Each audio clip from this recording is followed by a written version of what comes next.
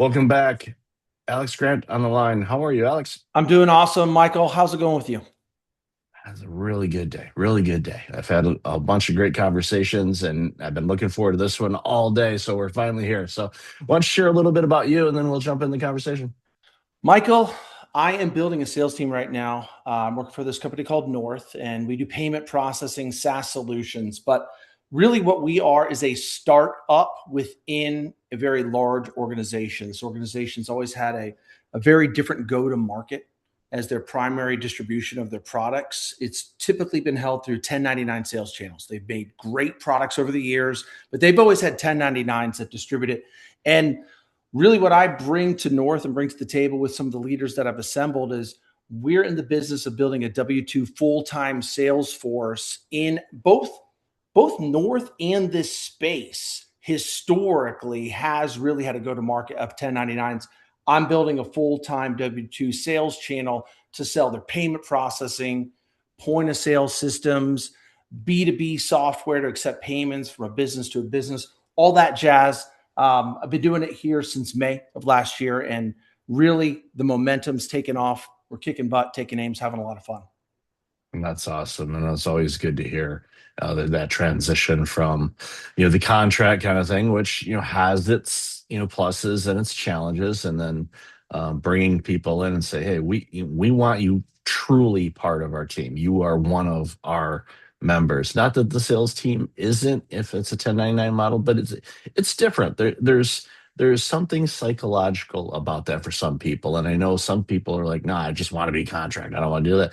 But I think a lot of people they wanted to be a W-2 type of employee with an organization, and that wasn't available for a lot of the salespeople. And now you've made that happen with North, and it's going to pay big dividends. And you're definitely in the right space, because as more and more organizations go to online, or even the brick and mortar stuff, still they need mechanisms and tools and software and things that is agile enough that will make a big difference for their company. And kudos to you and your team for building that out. Yeah, and listen, I have to make it clear the company is still making hundreds of millions with their 1099 model, but our founder wanted another way to add to really his arsenal on how we're going to go to market, and also to help. One thing that we're trying to do at our organization is really put our branding out there a little bit more. When you're selling through the 1099 model, it's not so much, and regardless if it's North or one of our competitors, because we have many great competitors that have a similar go to market, the 1099, it's not your brand out there. And we really wanted to focus on, as our go to market, people recognized what we're doing here at North, rather than, it could easily be Michael's Payment Company. That's the typical, name it whatever you want, which is great. It's been a great go to market, but we're changing it up, and we're not changing it up as much as we're adding something new. And really, when we're starting on this, here's what was great for us. They've already have the established payment processing, the product suite, a lot of their systems we didn't have to build as we came here. The systems we do have to build, the first one is growing a sales force. And that's one of the things that we were going to chat today. There's a lot of folks over the years there, because I've done this in a different space, in a different organization for approximately 17 years. And people are always asking for things like a trick, if you will, on how to build a sales team. And listen, we could have a really short podcast if that's all it is. I'm just going to text you a couple tricks, but this to build a machine that is functional, that has the low attrition for both the employees, which equals a low attrition for your portfolio of payment processing and SaaS solutions. If you want all those things to go hand in hand, you really have to have a process. It's rigorous. It's long. There aren't too many tricks. There's best practices, and I think that's some of the items we we're going to cover today. Yeah, recruiting and retention is one of those areas that I love talking about, because organizations that can do that are the ones that thrive and can pivot whenever there's market hiccups, changes, pandemics, tariffs, you name it. There's so many different things get thrown at us. And when you have I like calling it a system, when you have a system in place where the recruiting and retention and training and helping your customers thrive, and which helps you thrive, and just getting everybody to operate, within the DNA of an organization. Those are the organizations that tend to attract great talent because they want to be a part of it. They want to taste that. They want to see what it's like. Because there's if you're good at sales, you can find a sales gig pretty much anywhere. That's fine. But when you have what you've built and you're building there, there's this element of belonging, and it just feels different. It's subtle, but it's not. It's gigantic, quite frankly, because what happens is when you have that, then people are more driven. And I've heard arguments, and I remember there was a big box retailer many, many years ago that was basically 1099 commission based kind of thing, and they switched to an employee model, and they thought, well, that's going to impact sales because they're just getting paid. They show up, they don't have to do anything. Well, the opposite took place. The sales increased, revenue increased because there was, I don't know what it was, but they didn't just make that shift. There's other things that they did as well. And I think that's, one of the big things that I know is part of your system and planning and how go through that rigorous system that you described. So I'd love to hear more thoughts on that. Well, you alluded to a lot of it just there, but people, and at the end of this, we're talking about sales professionals, but we're really talking about people. People do want to be a part of something. Look, you and I could go find a job that gets us money, and that's fine. But what if you can find a career that you feel authentically, not just because the organization's tricked you, but you believe so much in what you're building that you want to wear the brand, that you want to tell people about where you work. You want to brag about it. Networking doesn't become this task that you do 3 times a week because you got to put it in your calendar to grow your pipeline. It's like, man, I love talking about this stuff, and they pay me. So if we tie this in with recruiting, the first thing I gotta make everyone aware of who's starting to maybe recruit their own sales team or they want to be better at it. If you end up hiring that candidate, the recruiting process is the beginning of their training. So many folks, and I say this because I even have found this with leaders that I've led within my organization in the past. So many folks think that it's this beginning and end, and you go from candidate to now you're an employee, and maybe we treat you a little bit different. I can't see a reason why you would. It gives a better impression on a candidate, even a candidate that you end up not moving forward with. If the whole time you're cognizant of treating them obviously different, they don't have a login or anything, Michael. But if you're treating this candidate that they're experiencing your culture through the interview process, the culture isn't something that you outline in bullets in the interview.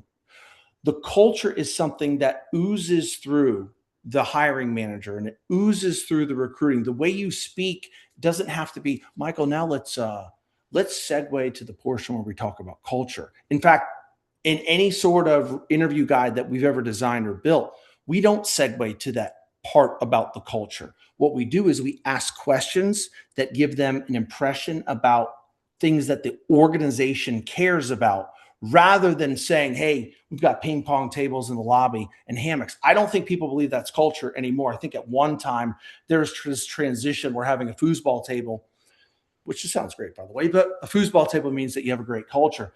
The culture really begins with every single person at your organization that interacts with that candidate and how they interact, how they treat them, and the questions they ask. And if we're jumping to questions they ask, Michael, there's so many generic cookie cutter questions out there.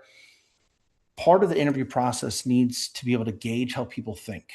And if we're all using that same script, it's not going to identify that your organization actually wants to offer something that's different. People want to be a part. Look, it doesn't have to be freaky different, but there are so many organizations that just eat people up. They're tired of being a number and they want to be a part of a place where they feel like they're making a difference. So, yeah, listen, you touched on it before, but it is very important to remember that if you hire this candidate, it's not only a taste of the culture that you're delivering these folks, you're actually beginning their training.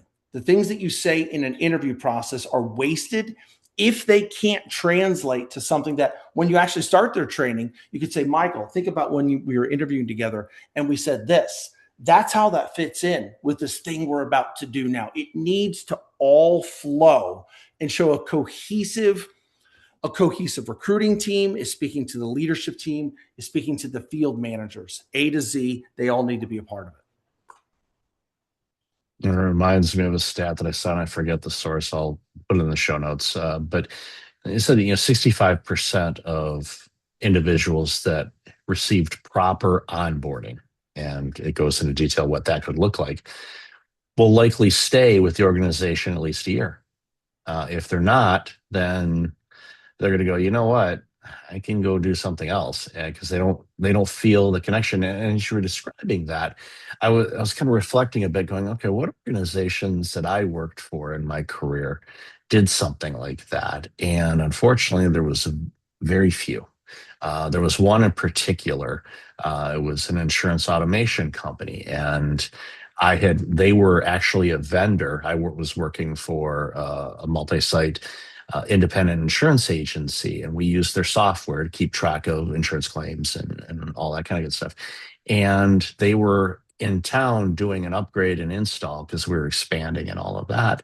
And I asked their technician that was down doing the install, about the company. I said, "What's it like working there?" And I didn't know at the time, but he was kind of pseudo interviewing me because they had known about me and the work that I did for probably a good year and a half. And they said, when you're down there, talk with Mike, see what his interests would be, if he would be interested. And they didn't come out and ask. I asked the question first, just like, what's it like working there? And they kind of describe some things, and this is what they do. And they bring us in at least once a quarter and do some things, and we go over these types of methodologies and train us and share insights of successful installs and things that bought up, because we all wanted to learn collectively. And I'm like, oh, that sounds like a fun place to go. And next thing you know, 3 weeks later, I'm in an airplane flying into where their headquarters were.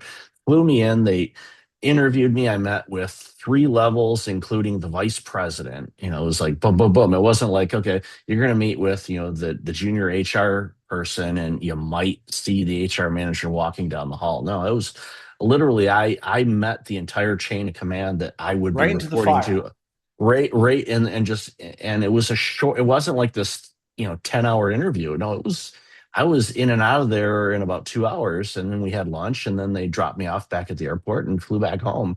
And I'm on the flight back home and go, what the heck just happened? And then they made the offer, and 6 weeks later, I was working for them. And I talked, I asked, I said, why'd you hire me? It's like, well, we knew that we wanted you to be here long before you even inquired. We were going to ask you at some point. You just got to skip the step. And I'm like, interesting. But I saw them interview other people that was not in that type of situation, thinking, oh, maybe they gave me preferential treatment because they wanted me or something like that. No, that wasn't the case. That's how they went about bringing on people. They went through the exercise of, we're onboarding this person right now. And not making the assumption they were going to hire them, but they're like, we're going to go as if we are. And if they didn't, you know what? It was still a positive experience. And who knows? They may have gone to work there later on.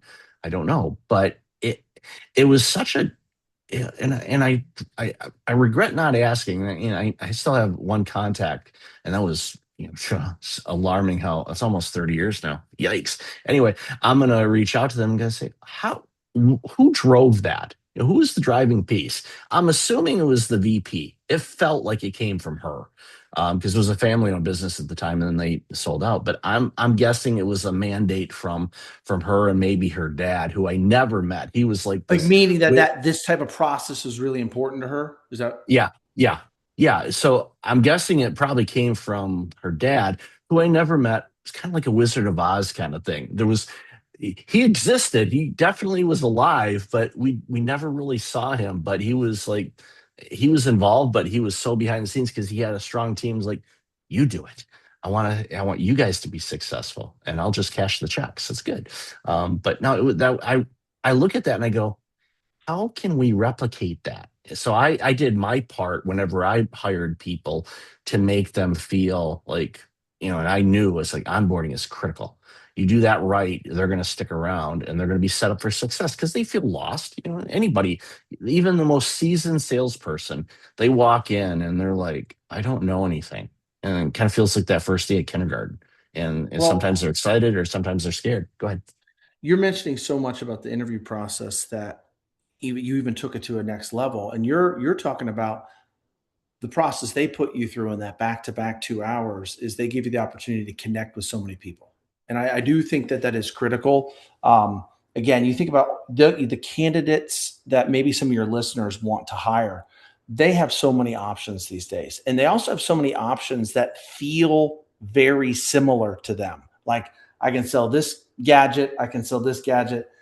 The comp's kind of the same on both. What's going to be my differentiator? And what you just outlined is yours gave people an opportunity to connect with people, or candidates an opportunity to connect with people.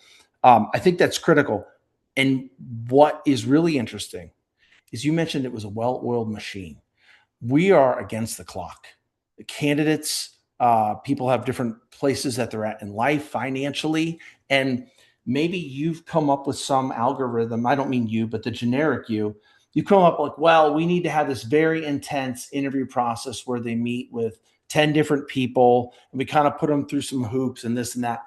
I'm going to tell you that speed is very important these days. And I don't mean speed to make reckless decisions, but you can have an interview process for many great paying jobs that are paying six figures that do not need to take 90 days. And if there's so many people that are like, why am I losing candidates? We have such a thorough process. Is it is it too thorough, or is it too lengthy? Because at the end of this conversation that you and I have, or the next two geniuses that get together and they decide on the interview process that they're going to build, I'm sorry, but recruiting will still remain um, a good guessing game.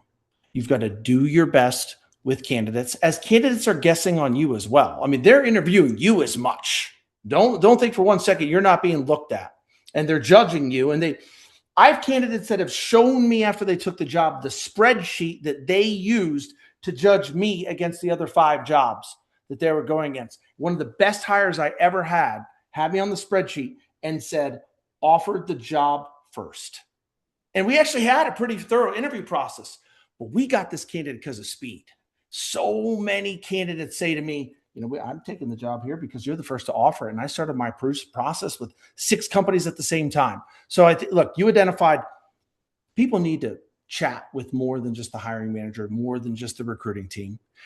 They probably need to speak to some coworkers. And if you've got the problem that none of your coworkers are good enough to put in front of this candidate, then maybe you have some other problems. Candidates want to know who their coworkers are. They want to be able to have transparent conversations about, they need to judge what I'm saying. Hey, I talked to Alex. He said the OTE was XYZ. Is that legit? Is anyone really making that? Give them the opportunity to vet that out. One of the ways that we vet that out with our candidates is we actually put them out in the field on a ride day with one of our active reps. So we don't schedule it as a phone call. I mean, they can chit chat and coordinate where they're going to meet for their ride day.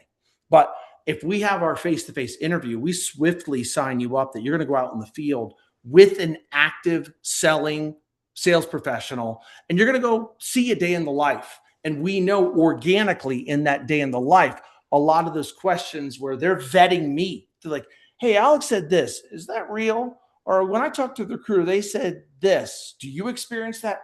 You've got to give a candidate that opportunity to just go through all their questions and feel safe. Look, they don't normally jump right into the car or go on the first appointment and get candid right away. But you spend a few hours with someone shoulder to shoulder.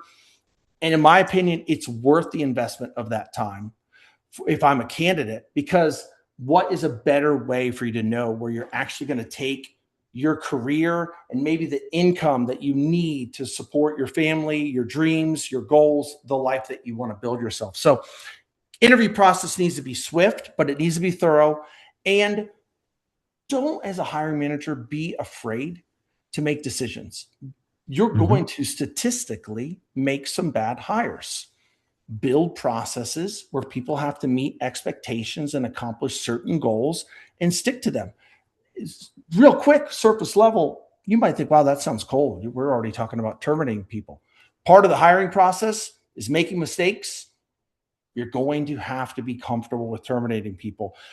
I think a failure I've seen of so many companies is their fear of actually terminating people. What we're really talking about is managing our time. If I'm growing the sales team, sometimes 3 weeks in, oh my gosh, I made a bad hire. Look, I'm not here to tell you that we make knee jerk, rude, aggressive, angry termination decisions. I don't enjoy terminating people, but I also don't like keeping this poor woman in a job that she's clearly not a fit for. You have to have check-ins. You have to always have goals and a path and how you're doing. And if those expectations aren't being met, again, this is supposed to be the happy call or the happy podcast. We're talking about hiring people. Part of it is we've got to give some people the gift of goodbye so that they can find a role. There's a role that's right for them. It might not be ours. And if I put another 3 weeks into this, Michael, there's never been somebody that I had that hunch that they're not a fit, that after I gave them another 3 weeks, when I knew they were done in 3 weeks. So I thought, man, that was a good 3 weeks spent on that person's life for them stuck into the wrong, bad job. No, it's actually a really crummy thing to do someone just because a hiring manager isn't comfortable with direct feedback and telling someone where they stand. I don't like to do it, but you got to do it if you want to grow. Oh, you have to. I worked at a healthcare organization, and there were a handful of people that were there that simply were not the right fit. And using an old Jack Welch term, I dehired them. And it was not fun. I've been on both ends of that spectrum, and I say this, it's harder to fire somebody than to get fired. Neither are pleasant, but That's a I really find, good way to say it. That's a really, and yeah. that's a struggle for so many. Oh, sure. But I knew it's like they were good, but just not good at that role. And I, for each of them, gave them a letter of recommendation, also gave a great reference. There's one person in particular that ended up going into a high ranking government type of role, making 3 times what she was making when she worked for me, and actually ran into her at there was a committee meeting of a local community agency, and I could tell she was perplexed. She was happy that she got that job. I think she was still a little mad at me, which your emotions are your emotions. What you feel is none of my business. That's Sure. what you feel is what you feel. But for me, I was like, you would have struggled and you wouldn't have had the opportunities that you have now if I would have just said, we'll limp along with it. We know that, there's always those shopping carts that have that one wheel that just doesn't work as well as the others. And I don't want to have a shopping cart like that. We want them all to work together because you've seen it. If you stick them out and you say, okay, we're just going to keep you on, what does that do to the rest of the team? The rest of the team goes, wait a minute, Jim's over there half-assing it. Why am I busting? And he's getting the same as me. I'm just going to pop this into neutral and just kind of coast a little bit. And next thing you know, revenue starts doing this thing, and you're like, uh-oh, now what? And there's a lot of reasons to make sure that you have the right people on your ship. And sometimes that can change. And sometimes you can have the great people, and all of a sudden they're not great anymore. And you got to have the courage and give yourself the permission to do the right thing for the organization and the greater good for everybody. My last organization 15 years ago, we it's actually the first time as a business we decided, it was someone above me that made the decision. We decided to actually honor and hold people to quota. When I first got there, the company was in its newer stages and we didn't honor holding people to hitting quota. And I remember the fear that I had when I'm like, oh my gosh, I'm gonna have to hold these people to quota. I mean, I'm gonna lose people. People are gonna quit. I mean, my income's gonna go down because my income depends on their success. And holy smokes, I'm gonna lose them all. And it was crazy. But to anybody listening that thinks, man, holding people to quota, there's too much. There's no reason to do that. I'm going to tell you, I had a team, a sales team of 40 people at that time in the Cincinnati Dayton, Ohio area, 40 people. And the first, as the quota, the date came where we had to start enforcing that, and we finally got formal with sending notices and what have you. And then in that first month when it came and went, I had to terminate 10 people all at once. I mean, the anxiety coursing through my veins. I'd never done anything like that. I thought, not only am I the worst person in the world getting rid of these people, I mean, I told my wife I'm going to need to put my resume online and get a new job because there's not going to be anything coming in. So I lose 10 people, and I couldn't put my finger on it. Maybe we got lucky, but sales went up though for the other 30.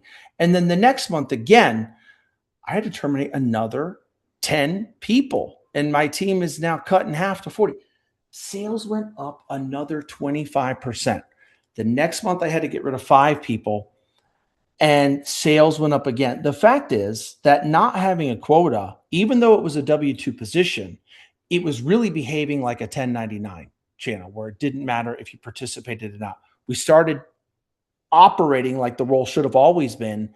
And I end up really with a team of 10 people rather than 40.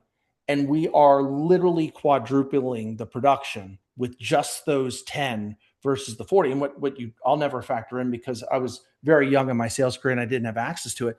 Think about all the resources the business was spending on having 30 people that really didn't want the role. They obviously, there's expenses like healthcare and 401k and all that. But just like you said, but I experienced it and I felt like it was going to be painful, but it turns out to be totally awesome. It's like, oh my gosh, when you hold people accountable, you find out who really wants to be there.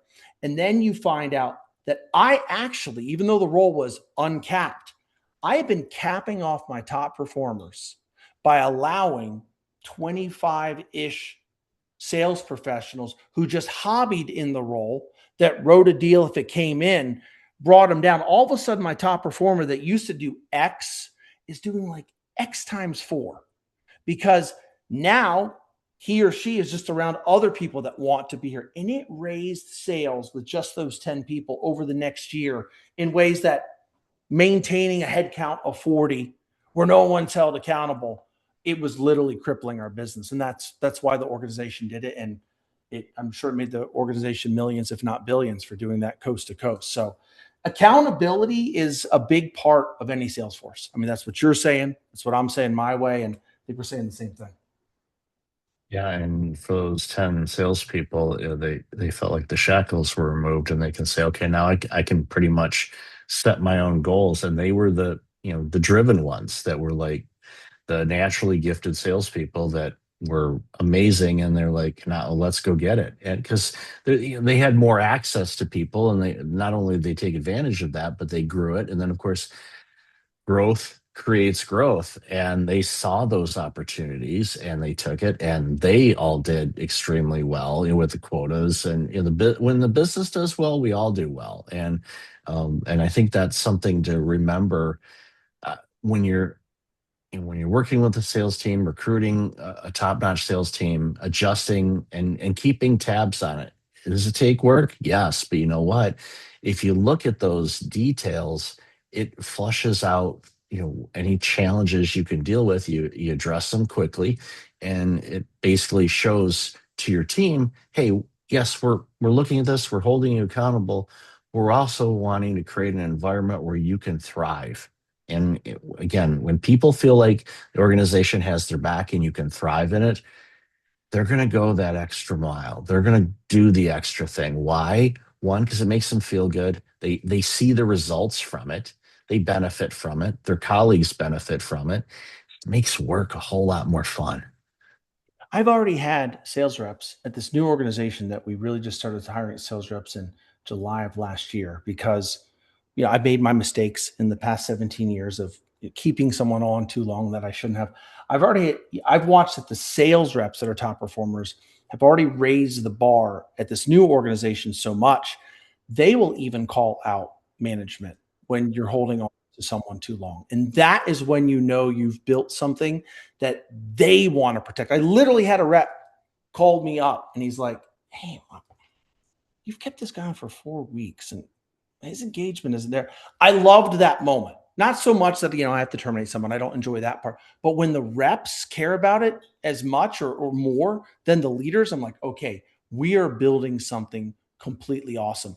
Michael, in all your time, do you have a favorite interview question that you would ask a candidate? Do you have a favorite one? Do you have something you love to ask a candidate to learn about who they are? How do you kick off an Yeah. interview? Anything on your mind with that? Yeah, what I do is I ask them, it's kind of an Uno reverse Oh, I of like that. what people will ask, a candidate will ask me.